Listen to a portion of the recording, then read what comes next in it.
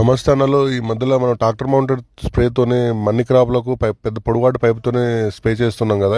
But ఈ పొడవాటి pipe చాలా వెయిట్ ఉండడం వల్ల మనం పంట గుంజితే పంట నుంచి లాంగ్లో ఒక 100 మీటర్లతో గుంజుతూ ఉంటే పంట అంతా డ్యామేజ్ అవుతుంది. కానీ మేము ఈ పైపును తక్కువ వెయిట్ అంటే కనీసం 200 మీటర్ల పొడుగుతో ఒక 4-5 కిలోల వెయిట్తోనే వస్తుంటుంది. చాలా స్లైట్ సన్న వెయిట్ ఉండడం వల్ల ఎంత గుంజినా కూడా ఒకరు గుంజినా కూడా కనీసం 100 మీటర్లు ఒకరే గుంజొచ్చు డైరెక్ట్.